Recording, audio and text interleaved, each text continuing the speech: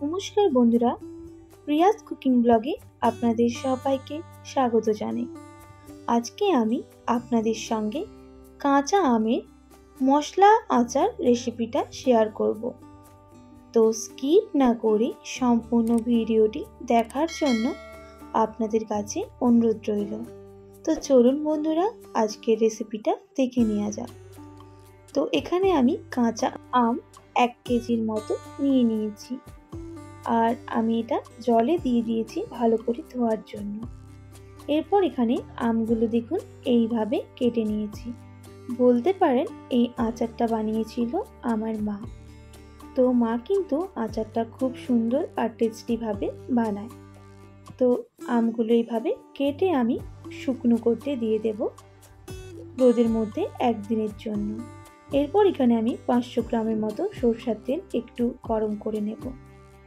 দেখুন কিভাবে আমি শুকনো করে নিয়েছি আমগুলো, আর ওদিকে তেলটাও গরম করে ঠান্ডা করে নিতে হবে। তো এখানে আমি কিছু মশলা ভেজে নেব। তার জন্য মেথি, পানমৌরি, কালো জিরে, এখানে আমি মেথিটা 300 গ্রামের মতো, আর পানমৌরি 300 গ্রামের মতো, কালো জিরেটাও 300 গ্রামের মতো নিয়ে নিয়েছি। এরপর আমি হালকা ভেজে নেব। ধরুন 5 থেকে 10 মিনিট ভালো করে গ্যাসের চুলোয় ভেজে নিতে হবে। তো ভেজে এগুলোকেও ঠান্ডা করে নিতে হবে। তো ঠান্ডা হয়ে গেলে আমি একটা মিক্সিং জারে নিয়ে নেব, আর এটার একটা গুঁড়ো করে নেব মশলাগুলো। তো বেশি গুঁড়ো করবে না, আধ গুঁড়ো করে নিতে হবে। তো সেম প্রসেসে আমি পানমৌরিটাও গুঁড়ো করে নেব। দেখুন আমি একদম পারফেক্ট গুঁড়ো করিনি, আমি হালকা গুঁড়ো করে নিয়েছি। কালো জিরেটাও একইভাবে গুঁড়ো করে নেব। এরপর রোদে শুকনো করে রাখা আমগুলোর মধ্যে একে একে মশলাগুলো মিশিয়ে নেব। তো সবার প্রথমে আমি দিয়ে দিলাম মেথি, পানমৌরি আর কালো জিরে।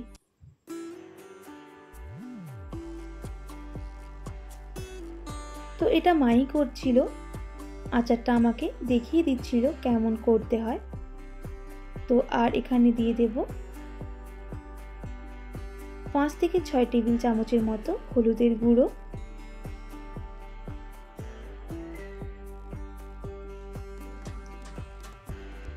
5 থেকে 6 টেবিল চামচের মতো নুন, 2 থেকে 3 টেবিল চামচের মতো কাশ্মীরি লঙ্কার গুঁড়ো, আর গরম করে রাখা সর্ষের তেল। এটা আমি ঠান্ডা করে নিয়েছিলাম। এবার মাখিয়ে নেব এটা। সত্যি কথা বলতে মা কিন্তু এই আচারটা খুব টেস্টি করে বানায়। তো আপনাদের এই আচারটা কেমন লাগলো অবশ্যই একটা কমেন্ট করে জানাবেন। তো আচারটা একদম রেডি। এইভাবে আচারটা বানালে 1 থেকে 2 বছর আপনারা সংরক্ষণ করেও রাখতে পারবেন। তো আমি এবার আচারটা জারের মধ্যে রেখে দেব। এটা ছিল কাঁচের জার। তো একদম রেডি। আমি এটা 15 থেকে 20 দিন আমের সাথে মিশতে দেব, তাহলে এটা আরও ভালো টেস্টি হবে। তো আশা করি আজকের রেসিপিটা আপনাদের খুবই ভালো লাগলো।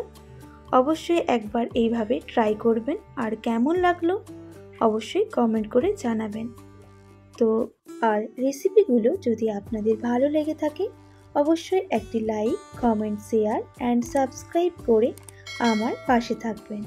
পাশে থাকা বেল আইকনটাও প্রেস করে দেবেন, তাহলে নিত্য নতুন রান্নার ভিডিওগুলো আপনাদের কাছে পৌঁছে যাবে। বন্ধুদের শেয়ার করতে একদমই ভুলবেন না। আপনারা ভালো থাকবেন, সুস্থ থাকবেন, আর এতক্ষণ আমার সঙ্গে আমার ভিডিওটি দেখার জন্য অনেক অনেক ধন্যবাদ আপনাদের সবাইকে।